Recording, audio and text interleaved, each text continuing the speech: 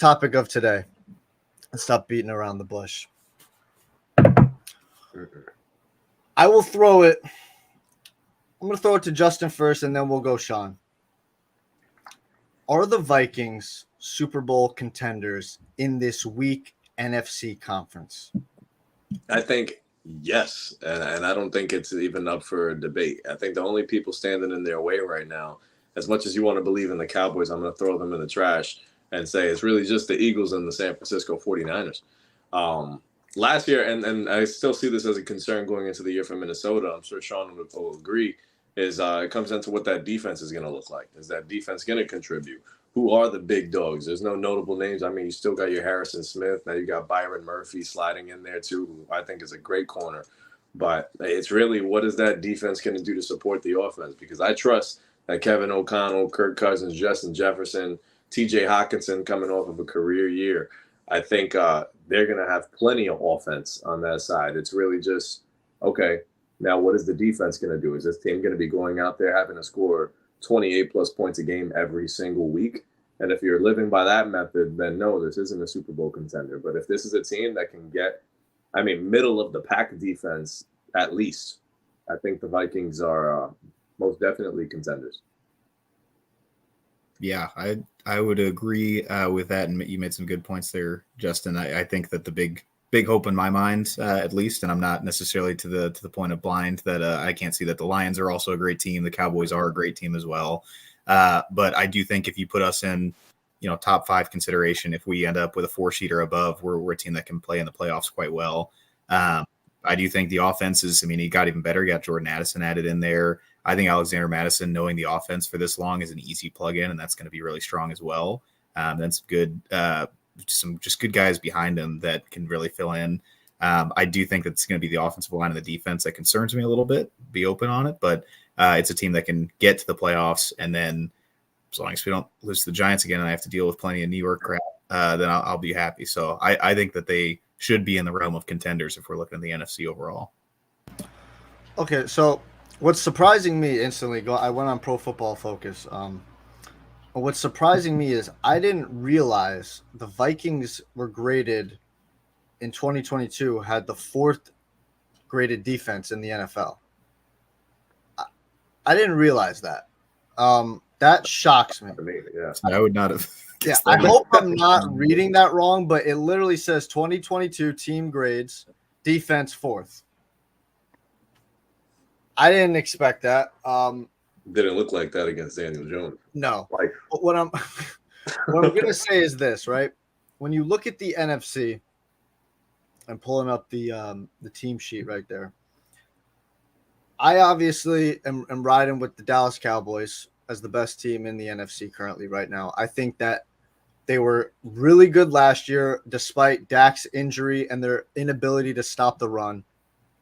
I think this year they got better. I think Dak is going to be coming in healthier, hopefully healthy throughout the entire season. You got the O-line is looking to be back to being healthy, and Zach Martin has been paid. You drafted Mozzie Smith in the first round, I believe. Yeah, late in the first round to hope and shore up that defensive front line. And the 2 big acquisitions, in my opinion, that made the Dallas Cowboys the team to beat in the NFC in my eyes. Brandon Cooks, who I do believe Brandon Cooks and CeeDee Lamb are going to have 1,000 yards apiece. I think both are going to help Dak tremendously. Michael Gallup is a year removed from that torn ACL. Everybody said when you tear an ACL, when you tear an Achilles or something like that, it usually takes a year, and then you're back to what you usually were, unless you're Adrian Peterson, which we all know and we saw blatantly. This man is a beast. He is a Terminator. But now Michael Gallup is back off a year, and hopefully he's going to be better. And Michael Gallup as your 3, I'm loving that. You lost Dalton Schultz, but you drafted a tight end, I believe, in the 2nd round, and he's hopefully going to fill that void. He's just going to be a safety blanket. And then the other big acquisition was on the other side of the football. Another weakness for the Cowboys. They had Trayvon Diggs, who I believe is the best cornerback in football for my money. If I was starting a team, I've always said, if you gave me a choice, pick a lay of the land, what cornerback do I want? It's Trayvon Diggs. Well, guess what? They added a guy who is older, but still playing at elite level and in Stephon Gilmore. Then you got who I believe is going to win the NFC North. Let's get to the NFC North. The Detroit Lions. And Sean briefly touched on it. Justin is kind of pushing the Lions under the rug. He's not really looking at what happened the last 8 or 10 weeks, I believe it was last season, where Jared Goff, I don't believe, threw an interception or only threw one interception. I think it was like 15-1 or something like that throughout that stretch. He was playing outstanding football. I like to say inspired, because he's looking at it like a lot of people are expecting the downfall for the Rams, guys, right? He's showing, yeah, y'all should have never traded me. Should have never traded me. Because who would have thought that a lot of people, in a lot of people's eyes, the Lions would be in a better spot than the Los Angeles Rams? I think we all can agree. I know Justin's thoughts on DC. I'm sure Sean would love to play for DC. He's a guy that if you were playing for DC, you're going to run through a brick wall for him. So I'm taking that Detroit Lions team, who were taking steps forward last year, added Jahmyr Gibbs in the first round, what I think shores up that offense. Jameson Williams, hopefully he's going to be back after 6 weeks. He made a stupid-ass decision, but he'll be back. He's going to add a lot to that offense. I just see the Detroit Lions as the team to be in the NFC North, because they are going this way, while the Minnesota Vikings are kind of, in my opinion, stagnating or going downwards, where it's Kirk Cousins. You know what you're going to get from Kirk. Statistically, it's going to be great. Mm-hmm. But in the biggest moments, what happens? I hate that so much, man. You hate it, but it's the truth. You hate the truth. Brandon, did you watch the quarterback they cover? I mean, I definitely early in his career, but I mean, he's risen to the occasion at this point, and he owns that team. That he owns the offense. I feel like he's risen to that. See, I'm not arguing that Kirk Cousins is not a very good quarterback. I don't think he's great. I think he's very good. He's like a B+ quarterback. Statistically, you're going to get Kirk Cousins is right there, right? But I do think, and I don't have the numbers in front of me, but I'm pretty sure his primetime game, Thursday nights, Sunday nights, Monday nights, Saturday nights, if I'm not mistaken, they're down. They're not good. There are losses there, a lot of them. And while Adam Thielen was a shell of himself the last couple of seasons, you're removing him. You're adding Jordan Addison. I understand that's, big promise for him. But how much love is he going to get in an offense where you've got TJ Hawkinson, you've got Jettas, arguably the best receiver in football? Hawkinson, I got to mention, is looking to break the mold. He wants to reset the market.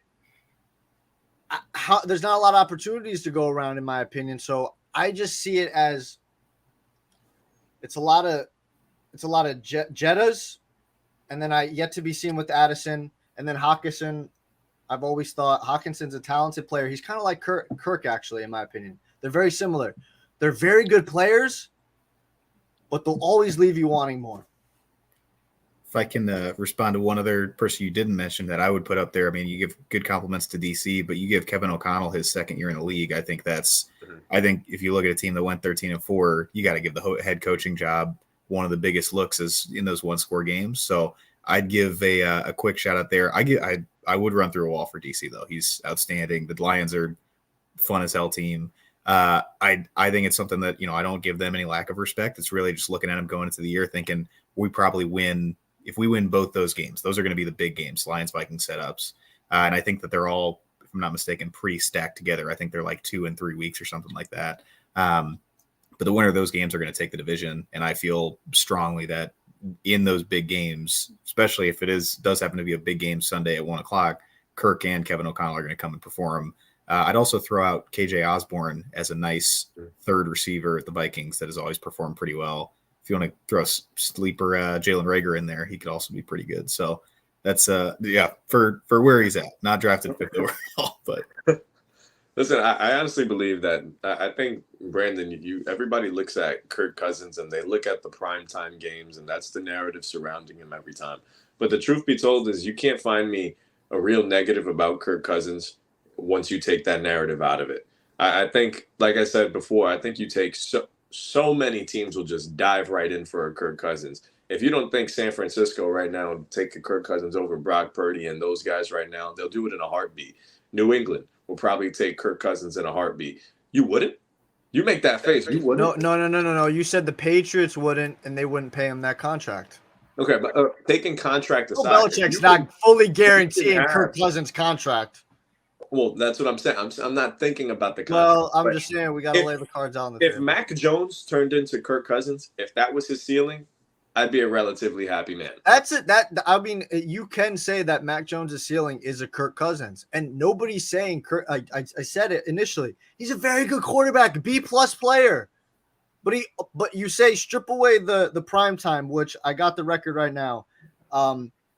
His cumulative record in primetime games over his career is 12-20. He's 8-8 at home. With the Vikings 7-9 in primetime games, he's 5-3 at home. Mm-hmm. But you say strip that all away, right? What are you going to get from Kirk Cousins? Statistically, a very good, borderline great quarterback, but a guy who will always leave you wanting more. See, but you know what? This is my thing, and I want to pass this to Sean. I don't know if this is one of these things. So we spoke last episode about is wins a QB stat? Is it a QB stat? And I'm along the lines of no, not entirely. So I think of Kirk Cousins specifically in this case, a guy that played with a team that was poorly ran in the Washington Redskins at the time. And then he goes to Minnesota right after the Case Keenum magic, where you're expecting instant, Super Bowl contending team, and they struggle out of the gate. Large part of it was a ton of inconsistencies by that team, and it wasn't just Kirk Cousins. There's a whole lot of things that go into just wins and losses. So his primetime games, if we sat down, honestly, all these conversations is making me want to sit down and watch all 32 of all of his primetime games to see if I could pinpoint, is each one of them his fault? I don't feel like it is.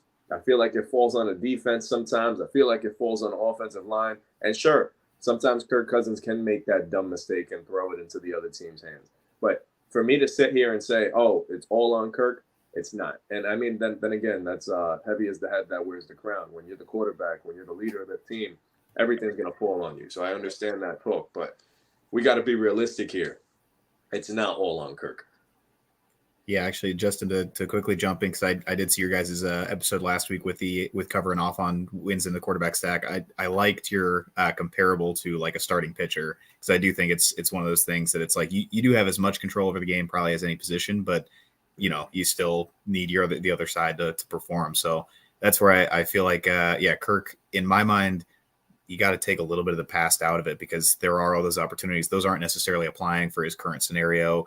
He had Mike Zimmer as a head coach for a while, who I liked Mike Zimmer a lot when he first came in, but he's a defensive-minded guy. He's not going to be – then he had some changes with the offensive coordinators. Like now I feel like he's got the most opportunity with just consistency, getting good relationships with the guys he's throwing to, all of that. So that's – I don't want to start throwing like the match with Baker Mayfield's or anything if we're doing that with former wins and start comparing that. I don't know how he's doing in primetime games, but that's where I kind of give the comparable. If you want to pull that one up. I'm pretty sure he pulled Baker made NFL history in a primetime game against the Las Vegas Raiders on 48 hours notice. Didn't even know the playbook. 92 yards down the field. His best offensive player was Tyler Higbee. I like that you just had that one loaded. Let's not talk about Mr. Baker Mayfield. Alley-oop. All right, so so Justin and Sean are both yeses. They believe the Minnesota Vikings are Super Bowl contenders in the NFC this year. I will say they are a top-tier team, right? And if you want to push comes to shove, are they a Super Bowl contender? I will say yes, but the only reason they are is because of how weak this NFC is.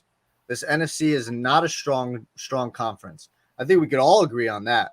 Aaron Rodgers not around anymore. Drew Brees and the Saints, Sean Payton are not around anymore. Matt Ryan and those Falcons teams, not around anymore.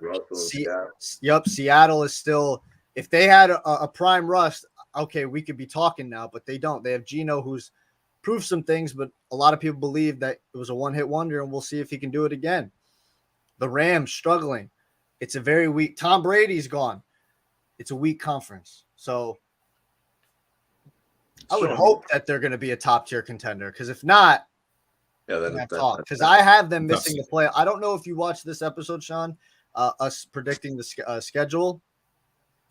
But I have I'm pretty sure, Justin, right? If I'm not mistaken, I don't have the Vikings making the playoffs this year. I think you had them 9-7, 9-8. I think 9-8. Yeah. So I just I just don't see it this year. I think that they're going to take, and Detroit's going this way. That's just how I feel it. I've got them winning the division. You do, and I know, and put it out there too. I'm pretty sure if you guys aren't familiar with the stat, I'm pretty sure it's every year there's 6 new playoff teams. I think it's somewhere around there every single year. So you got to think that some teams are going to be shuffling in and out. If you look at the Detroit Lions last year, how good they were doing the last 8 to 10 weeks, and they knock out Aaron Rodgers in Green Bay in a basic playoff atmosphere because it was win and get in for Green Bay. Detroit dethroned them there. Mm-hmm. Listen, I haven't touched on the Detroit Lions, but Sean, so last year before the NFL season started, I was high on Detroit. I had some love for Motor City Dan Campbell. I thought that they had some pieces, and they showed it. I'm a big fan of them, bro. I got a Detroit Lions hat in my closet. I'm all in on the Lions. I love that squad. Me picking the Vikings to win the division isn't me taking a shit on Detroit. No, it's absolutely not. I still have Detroit making the playoffs. I just think they're going to have some growing pains. I don't know if Jared Goff is really the guy. I don't think he's the guy to take him into that next phase. Yeah. But that all remains to be seen. So I don't want this segment to be looked at as me just completely ignoring the Detroit Lions. Now, the teams I will be ignoring is the Green Bay Packers because I don't really believe in Jordan Love, even though I haven't seen him too much. Yeah, I just find it crazy that you could just throw away a top 5 quarterback of all time for chump change and expect Jordan Love to do what Aaron Rodgers did when Brett Favre left. I think that's just baffling to me. So, and then the Chicago Bears, they might surprise a few people with DJ Moore this year. So I'm actually not sleeping on the Bears. I was sleeping on them in my predictions, but after watching them in the preseason, yes, Brandon, in the preseason, I think that they might surprise a couple of people, have a few upset wins. But ultimately, Vikings win the division. I don't know if they're going to the Super Bowl, but they will contend for one. I'll tell you that much. So, who's your NFC champion? NFC champion, it's a tough because I probably got to give. I mean, the Eagles are terrifying. Yeah, they are. I like just on paper. That's who if I'm like contending wise. I mean, them 49ers, Cowboys, and us are hopefully who I'm thinking. I don't think anything from NFC South is a weird division this year. So. Okay. Agreed. The NFC South is a weird division. But moving on to